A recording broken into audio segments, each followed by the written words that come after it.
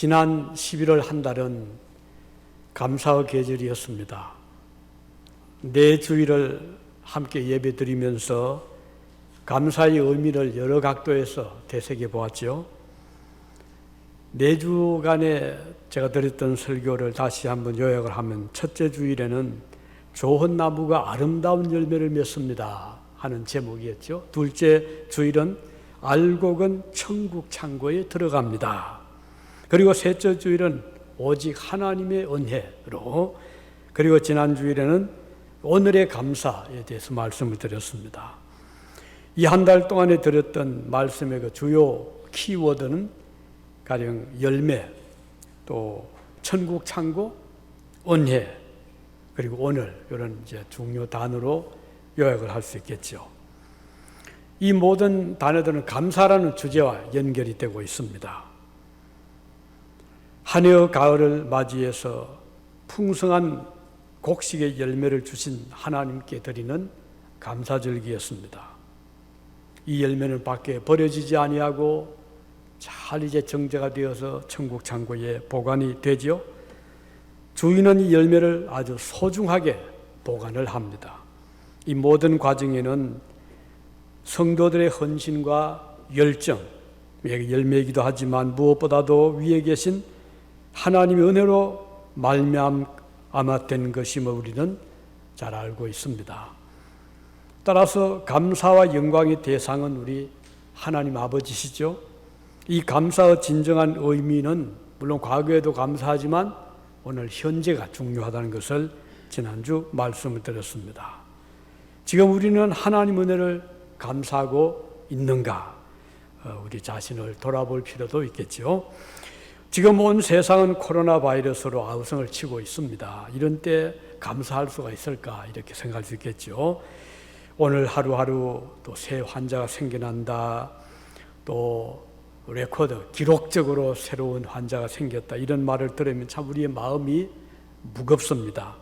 학교들은 문을 닫았고 여행도 마음대로 할 수 없고 또 한다 해도 제약을 많이 받아야 되는 오늘의 현실을 우리는 보고 있습니다.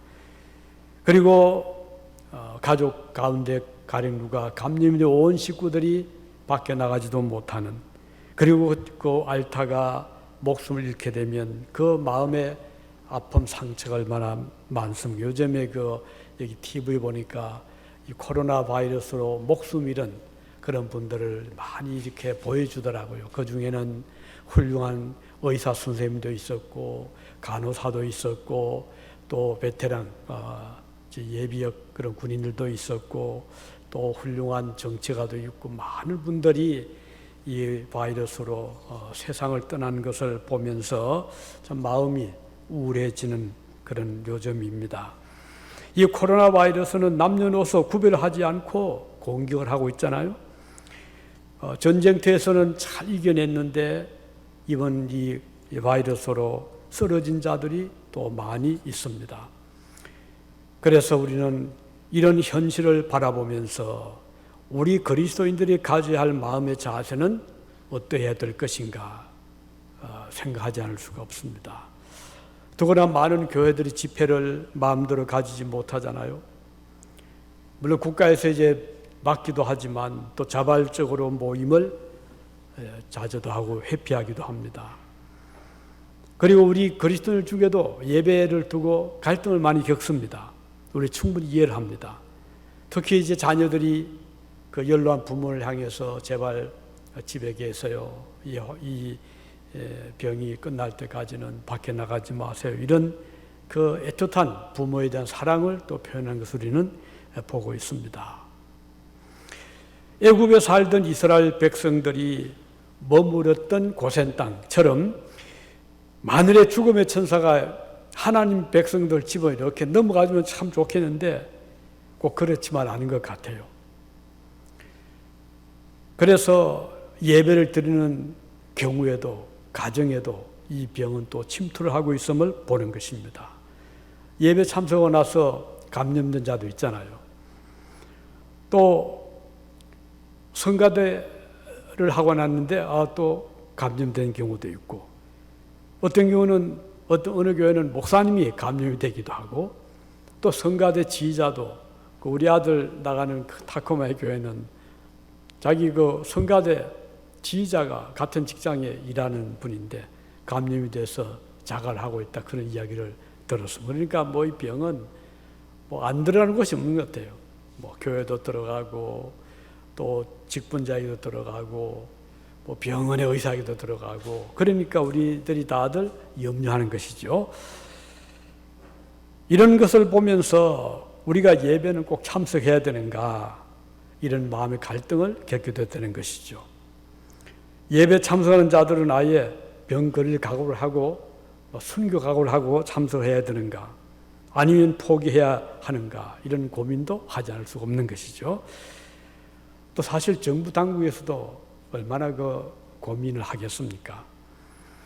국민 건강을 위해서 집회 인원을 최소한으로 줄이기도 하고, 또 식당 문을 열더라도 그냥 투고로 팔아라 이렇게 하기도 하고, 여러 가지 이런 결정을 하고 있습니다. 그런데 사실 미국의 세계 최고의 자유국가인 미국의 수정 헌법에는 종교자를 아주 강조하고 있잖아요. 지난주에 뉴욕 주지사 쿠오모라는 주지사는 종교 집회를 굉장히 제한을 시켰어요. 그래서 참석자 수를 제약을 시켜서 가령 뭐 코로나 위험 지역에는 10명 이상 넘기지 마라, 더 많은 수를 모이게 하지 말아라.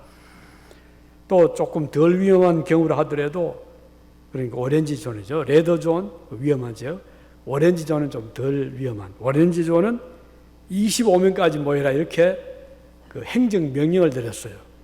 그러자 그 뉴욕의 브루클린 그 캐톨릭 교구라든지 뭐 유대 정교 또는 이제 개신교회들이 여기에 대해서 행정 명령이 부당하다 해가지고 소송을 냈거든요. 연방 정부에서 재판을 했는데 5대4로 교회의 편을 들어 주었습니다. 그러니까 아무리 위험한 전염병이라 하더라도 이 미국의 그 헌법을 초월할 수는 없다 해가지고 수정헌법 제1조의 종교의 자유를 위반하지 말아라 해서 뉴욕 주지사 쿠오모의 그 행정명령을 거부를 하도록 했습니다. 참 저는 그걸 보면서 역시 미국은 참 대단한 나라다. 이 미국이 건립될 때 그 청교도들이 영국에서 종교 자유를 위해서 생사의 고락을 무릅쓰고 미국까지 온 그 후손답게 미국 최고의 연방대법원에서 종교의 자유를 이런 전염병을 핑계 삼아서 그 법을 무시하지 말아라 이렇게 판단한 것을 보면서 저는 참 마음으로 감사한 마음을 가졌습니다.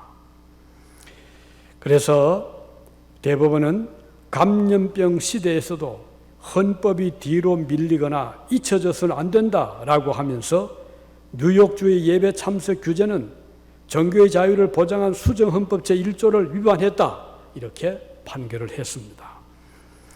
역시 미국은 참 종교의 자유의 나라라는 것을 보면서 우리가 이 땅에 살고 있는 것이 얼마나 자체가 감사한지 모르겠어요. 만일에 이 나라가 아니고 중국이라면 아니면 뭐 다른 어떤 전체주의 국가라든가 북한이라면 우리가 꼼짝을 못하고 뭐 우리는 다른 도리가 없잖아요.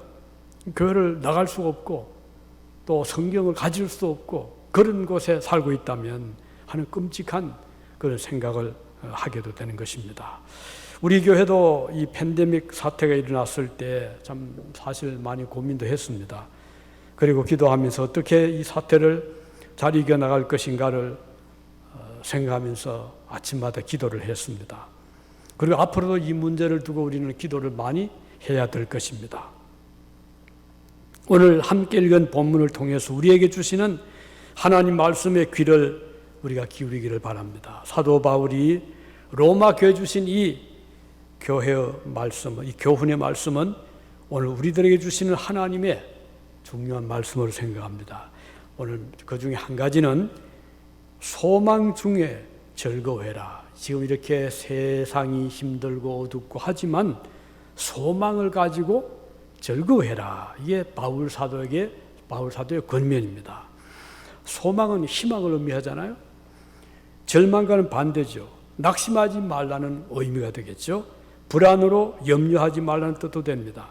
하나님의 자녀들은 어떤 환경 가운데서도 절망하거나 포기해서 안 된다는 것을 말씀하는 것이죠. 왜냐하면 우리의 생명은 우리는 하나님의 능력을 의지하고 하나님의 그 권능을 우리가 믿기 때문입니다. 온 세상에 바이러스가 창궐한다고 해도 우리는 포기할 수가 없는 것입니다. 구약의 위대한 선지자 엘리야가 있었죠.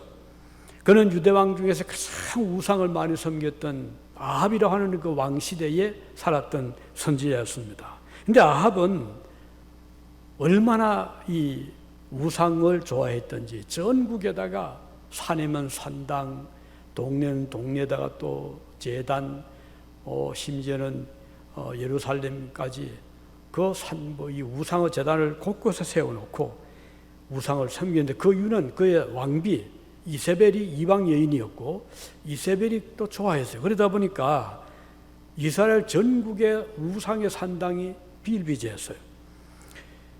자, 그리고 이것을 거부하고 반대하면 가차없이 박해를 가했는데 그 중에 눈에 가시처럼 여겨졌던 사람이 엘리야였어요. 엘리야는 여기에 아주 장렬하게 맞서서 이건 아닙니다. 하나님만 섬겨야 되지 우리나라가 우상을 섬겨서 안 됩니다. 이렇게 맞서 왕과 권력과 직접 대립을 하게 된 것이죠. 이렇게 되자 이제 850명의 바알 아세라 섬기는 제사장들과 그 다음은 한 사람 엘리야가 저 가멜산에서 일대 결전이 있었기도 했잖아요. 물론 결과는 완전히 엘리야가 승리를 했지만 그럼에도 불구하고 아합은 포기하지 않고 엘리야를 또 추기하고 그를 죽이려고 했습니다. 그는 도망을 갔죠. 광야길로 그 메마른 먹을 음식도 없고 마실 물도 없는 광야를 이제 도망을 가서 목숨을 위해서 달려가다가 너무 피곤해서 이제는 죽기를 구하게 되었죠. 어디에서요? 어느 조그만 나무 그늘 밑에 마침 가다 보니까 로뎀 나무라고 하는 나무 하나 있는데 그 그늘이 있거든요. 그래서 엘리야는 거기라도 일단은 그늘 밑에 가서 주저앉고 하나님께 기도했죠. 하나님, 이제 제가 족합니다. 더 이제는 힘도 없습니다.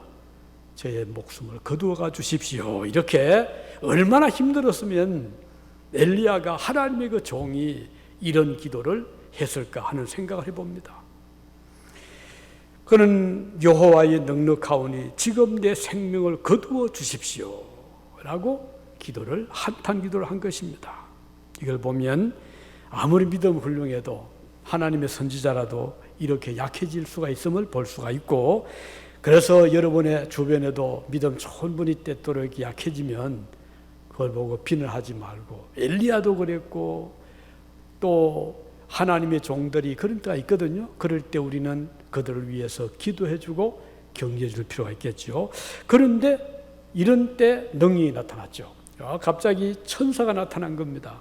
나타나서 쓰러져 있는, 절망하고 있는, 목숨을 거두어 달라고 기도하던 엘리야에게 천사가 가지고 온 물병이 있었고 떡이 있었어요. 그저 엘리야에게 물을 마시게 하고 떡을 먹게 하면서 격려를 합니다. 그랬더니 엘리야가 눈이 밝아졌어요. 그리고 힘이 났습니다. 이제는 그렇게 약해졌던 엘리야가 새로운 힘을 얻게 되고 다시 일어나게 되고 가던 길을 달려가게 된 그런 기록이 구약 성경 열왕기상 19장에 잘 기록이 되어 있습니다. 절망에 빠져 있었던 선지자를 하나님은 다시 이렇게 세워주신 것이죠. 목마르고 허기졌던 그에게 마실 물과 먹을 떡을 제공해 줌으로써 새 힘을 얻게 해주셨습니다. 용기를 불어넣어 주셨죠. 낙심하지 말고 힘을 내라고 해주셨습니다. 엘리야는 천사가 제공하는 그 물을 마시고 떡을 먹고 나자 어디서 났는지 새 힘을 얻게 되어서 그는 용기를 가지고 다시 일어났습니다. 그리고 힘차게 가던 길을 달려가게 되었습니다. 며칠 동안요? 한 달 열흘 동안 40일 주야를 가리지 않고 그 삶을 계속 간 겁니다. 그렇게 해서 호렙산까지 달려갔지요. 그리고 그는 하나님으로부터 얻은 힘을 다시 굳게 하고, 그리고 엘리야가 어떻게 했죠? 중요한 일을 또 합니다. 다메섹에 왕을 세우고 이스라엘에 또 왕을 세웁니다.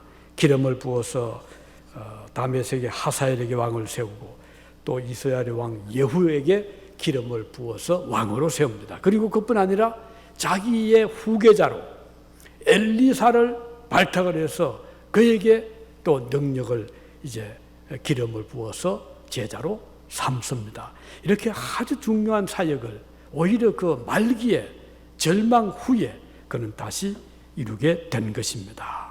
이걸 보면 하나님께서 오늘 여러분이나 저나 아무렇게나 그냥 뭐 쓰러져서 사라지도록 하지 않고 우리가 해야 될 일이 있으면 하나님은 그 일을 하기까지 지켜주시고 또 보호하시고 힘을 주시는 것을 볼 수가 있습니다. 아무리 아합 왕의 위협이 컸고 이세벨이 악하게 엘리야를 제거하려고 시도했지만 하나님은 그를 붙잡아 주시고 보호해서 그의 사역을 잘 감당하도록 해주셨던 것입니다. 오늘 우리들 앞에도 때때로 우리 앞에 여러 가지 난관이 있고 어려움이 있지만 우리의 해야 될 일이 있을 때 하나님 우리를 붙잡아 주시고 그리고 그 일을 잘 마치기까지 용기를 주시고 힘을 주신다는 사실을 우리는 이 사건에서 볼 수가 있는 것입니다. 그러므로 우리는 이 어려운 시기에도 소망을 굳게 붙잡게 되는 것이고 그리고 소망을 품고 기뻐할 수가 있는 것입니다. 그래서 오늘 본문에 보면 소망 중에 즐거워해라. 우리 슬퍼하지 말고 너무 우리 절망하지 말고 오히려 하나님의 뜻이 분명히 계실 것이다 하는 믿음을 가지시기 바랍니다. 둘째는요, 환난 중에 참으라고 말씀하죠. 본문에 환난 중에 참으라. 환난은 누구에게나 찾아옵니다. 그리스도인들도 끊임없이 환난을 당하기 때문에 여기에 대한 각오를 할 필요가 있는 것이죠. 환난이 뭐죠? 고난, 고생, 힘든 것이죠.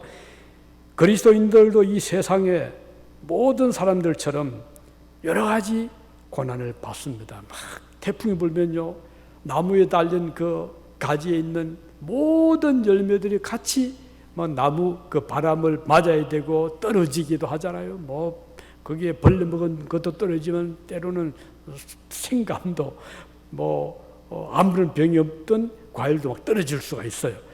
이 세상의 환난이 그래요. 환난이 꼭 뭐 믿음 약한 사람만 공개하는 것이 아니고요.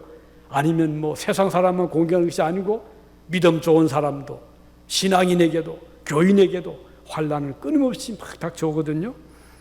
이것은 육체적인 고난뿐 아니지. 물론 육체적으로도 고난이 많이 있습니다. 그래서 가령 뭐 요즘같이 코로나 바이러스가 막 이렇게 공격을 한다거나 또는 뭐 갑자기 캔서, 암이 공격을 한다거나 어떻게 하겠어요?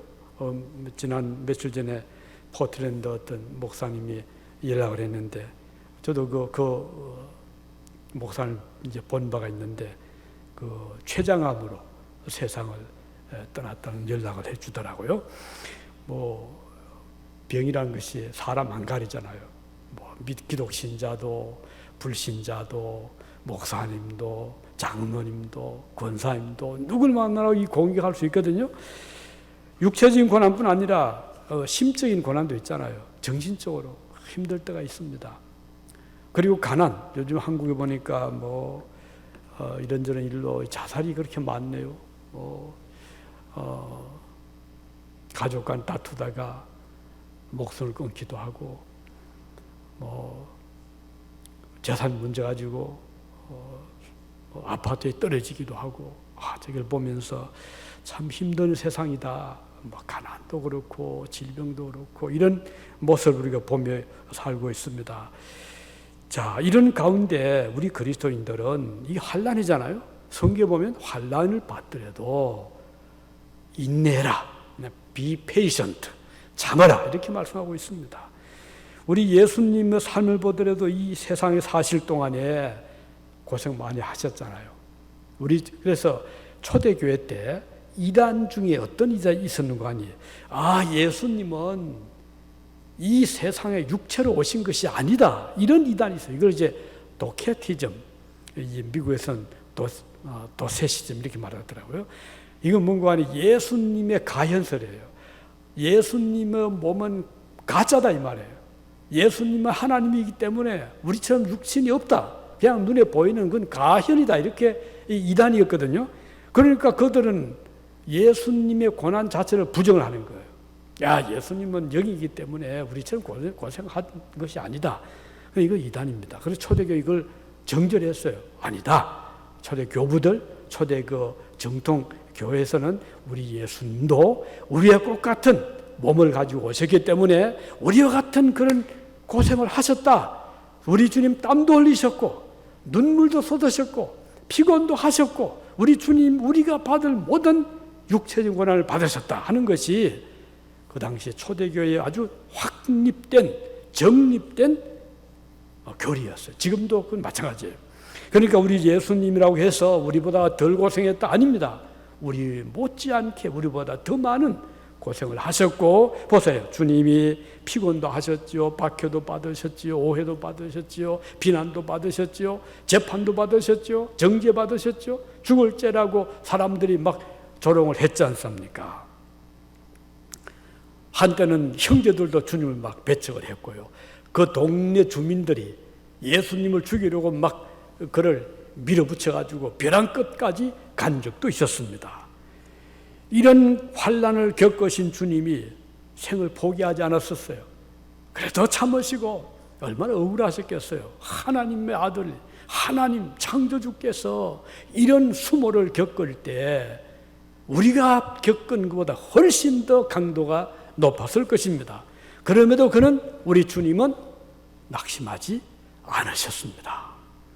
그는 그렇다고 해서 막 맞서 싸운 것도 아니었어요. 그냥 참으셨어요. 이것이 바로 오늘 사도 바울이 해주시는 교훈입니다.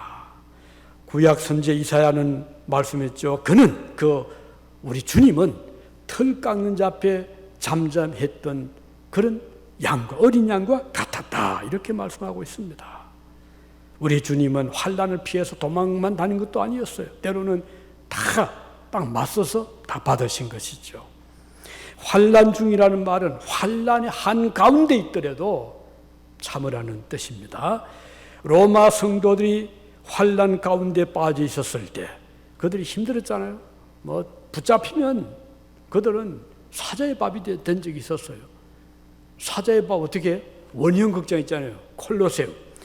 거기에 끌고 간 거예요. 기독 신자. 끌고 가서는 그 사자하고 이렇게 붙이면 사자가 사람을 보면 막 대들지 않으니까 그 기독 신자의 몸에다가 짐승의 가죽을 덮어 씌운 거예요.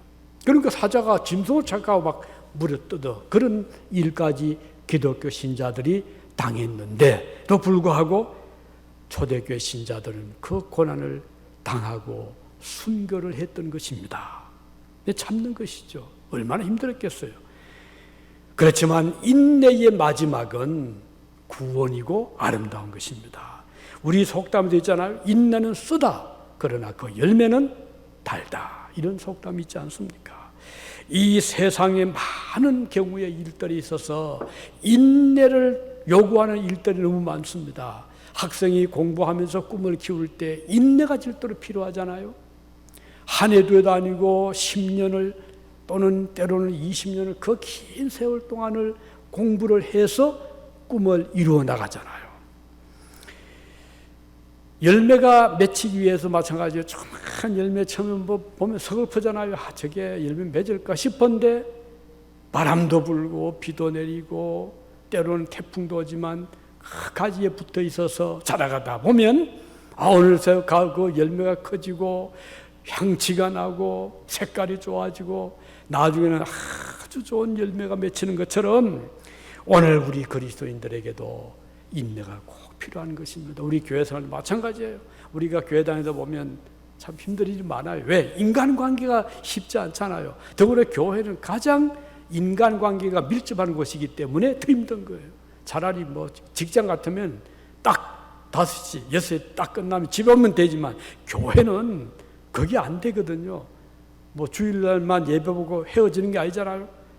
사적으로 일하고 뭐 또 이런저런 일하다 보면 만나야 되고 또 같이 일해야 되고 그런 가운데서 우리 교인들 간에 보이지 않는 갈등이 왜 없겠어요?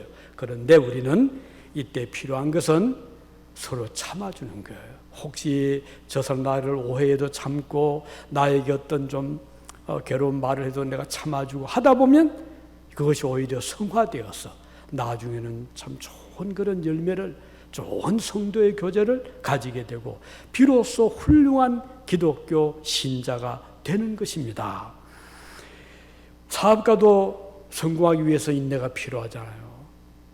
그 성공한 사람들 보면은 다 그 어려움이 있었고 난관이 있었잖아요. 그걸 잘 이겨냈기 때문에 오늘의 성공한 사업가가 된 것입니다.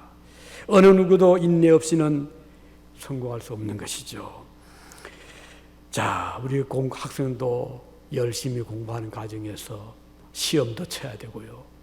어려운 공부도 해내야 되고 또 맡은 과제도 잘 해내야 되잖아요.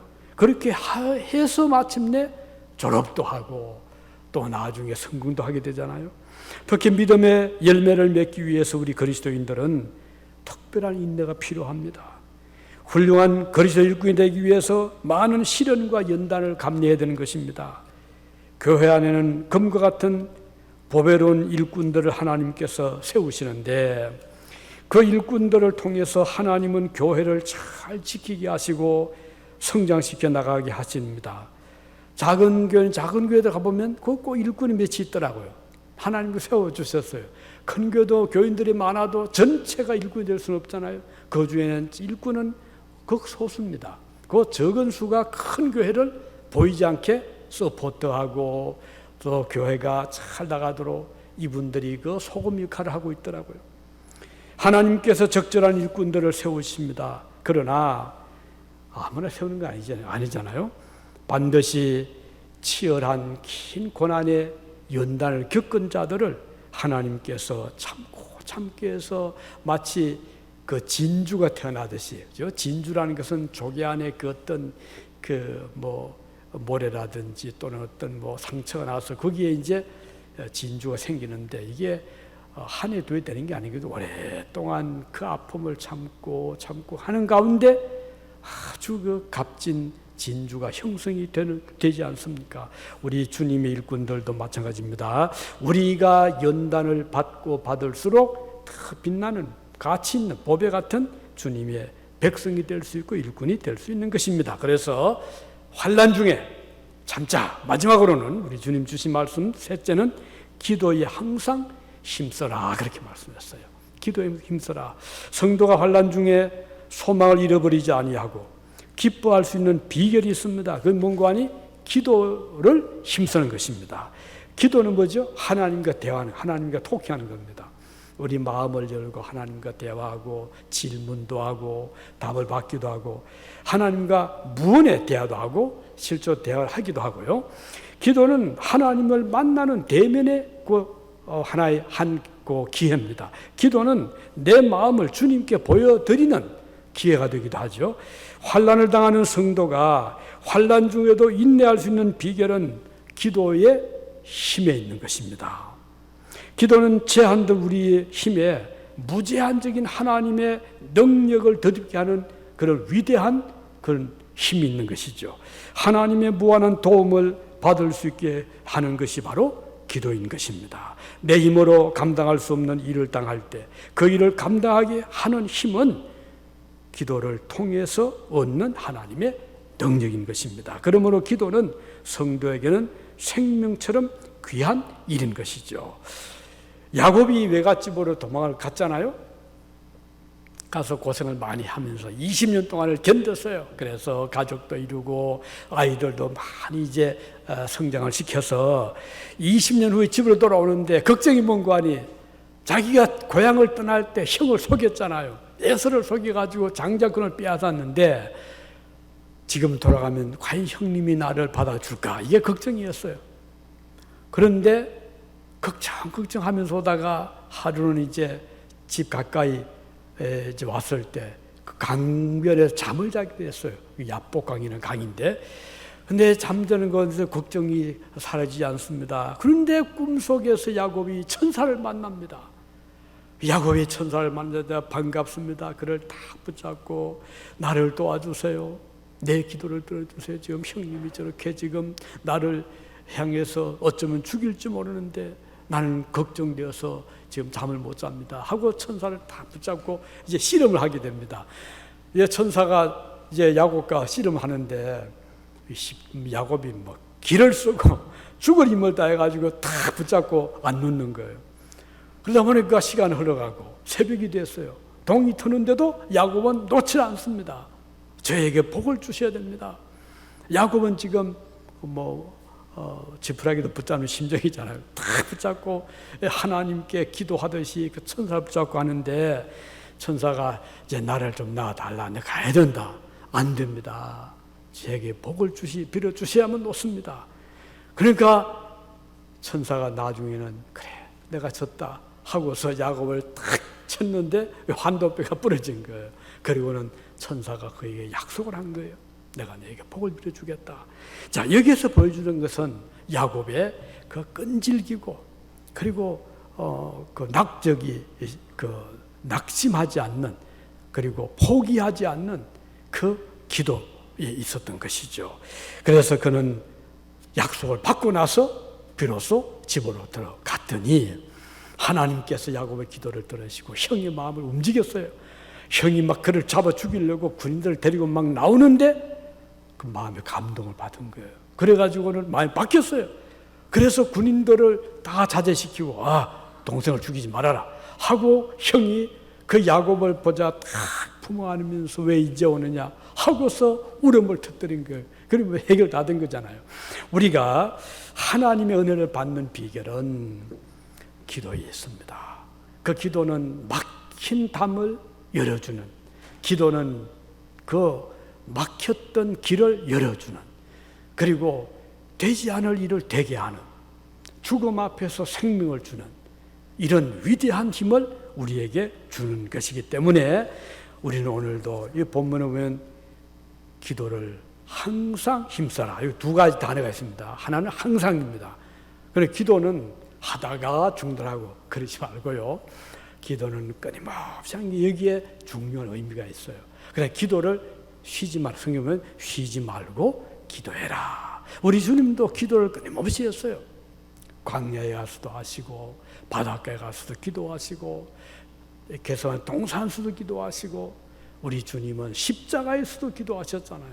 오늘 우리 성도들은 기도 생활을 일상화, 우리가 음식을 먹는 것처럼 숨을 쉬는 것처럼 기도의 호흡을 끊임없이 하나님께 교제를 할 필요가 있는 것입니다. 그래서 기도는 항상 해야 된다. 어떤 사람은 마음이 내키면 아니면 뭐 어려운 일이 있으면 기도를 하고 그게 해결되면 또 기도문을 닫는데 그것보다는 우리가 좋을 때도 일이 잘 풀릴 때도 기도할 필요가 있는 것이고 그런 기도를 하나님이 기뻐하시는 것이에요. 그래서 기도는 항상 하고 또 한 가지는 힘쓰라 그랬어요. 어느 정도로 우리 주님은 기도하실 때 보니까 기도하시니까 이마에 땀이 흐르기까지 기도하셨고 그 땀방울이 핏방울처럼 되도록 간절히 기도하셨다 그랬어요. 그래서 우리 기도는 대충 하지 말고요. 꼭 아주 간절한 마음으로 또 힘을 써서 기도하면 우리 하나님이 그거 다 보시거든요. 그리고 그 기도의 응답이 강력하게 임하게 되는 것입니다. 우리는 기도할 때 하나님의 도움, 마치 야곱이 에서의 그 위협을 피하기 위해서 천사를 붙잡고 목숨을 다해 기도하듯이 우리는 그런 심정으로 하나님 앞에 기도할 수 있기를 바라고, 그럼 하나님이 그 기도를 얼마나 귀하게 보시겠습니까? 마침내 천사의 그 허락을 받잖아요. 에서의 마음이 바뀌게 되는 거예요. 그래서 변화가 되고 왔고 동생을 죽이려고 그 서슬퍼렸던 칼을 갈았던 20년 동안 그 마음속에 품고 있던 원한이 그 야곱의 기도를 통해서 눈 녹듯이 다 사라지고 동생을 보자마자 그에게 형제의 정이 솟구쳐서 그를 품어안고 용서하고 영접을 하게 됐지 않았습니까? 오늘 하나님의 능력은 바로 이렇게 기도를 통해서 이루어지는 것입니다. 그래서 바울은 로마 교인들에게 기도에 항상 힘써라 이렇게 말씀하고 있습니다. 우리는 쉬지 말고 기도하는 것을 삶의 법칙으로 삼아야 되고, 그래서 오늘 우리는 기도는 시간과 장소에 구애받지 말고 우리가 때로는 아침에도 좋고요, 낮에도 좋고 저녁에도 좋고 언제든지 기도할 수 있잖아요. 기도는 특별히 자리로 갈 필요 없어요. 언제든지 있는 그 자리에서 기도할 수 있고, 그리고 기도는 중단하지 말고요, 좀 잘 나갈 때도 오히려 더 기도할 필요가 있는 것입니다. 자, 기도는 힘을 써야 됩니다. 그리고 노력이 필요합니다. 애를 써야 됩니다. 우리 주님의 기도처럼 베드로를 보고 요한을 보고 자지 말고 졸지 말고 깨어서 기도해라 그렇게 말씀했습니다. 오늘 이 시대는 어느 때보다도 기도가 절실하게 필요한 때잖아요. 그래서 우리는 이 때에, 이런 때를 맞이해서 어느 때보다도 지금은 우리가 기도할 때다 이렇게 생각하시고, 기도의 제목들을 잘 이렇게 매일같이 점검을 해서 오늘은 이런 기도를 해야 되겠다, 오늘 내 할 일이 이렇게 많은데, 그리고 어떤 사람은 바쁠수록 기도를 더 많이 해야 된다, 그 의미가 있는 말이죠. 시간 되면 기도하죠. 그보다는 시간이 없기 때문에, 바쁘기 때문에 기도합니다. 그 아주 생각할 의미가 있는 말입니다. 바쁘면 질서가 없어지기 쉽고, 바쁘면 어떤 것을 먼저 해야 될지 잘 모르고 오히려 시간만 낭비하기 쉬워요. 우리 그런 말 있죠. 바쁠수록 돌아가라, 그런 말이 있어요. 오히려 바쁠수록 우리는 기도의 시간을 가질 필요. 그러면 하나님이 가장 효과적인, 가장 효율적인, 가장 그 일에 있어서 질서 있게 일을 잘하게 해 주시기 때문에 우리는 기도에 항상 힘을 쓰는 자들이 되어야 되겠습니다. 오늘 드린 말씀, 첫째는 소망 중에 아무리 이 세상이 험하더라도 소망을 놓지 말고 소망 중에 즐거워해라. 두 번째는 환난 중에 인내해라. 그리고 세 번째는 기도에 항상 힘써라. 이 말씀 마음에 새겨주시기 바랍니다. 기도하시겠습니다.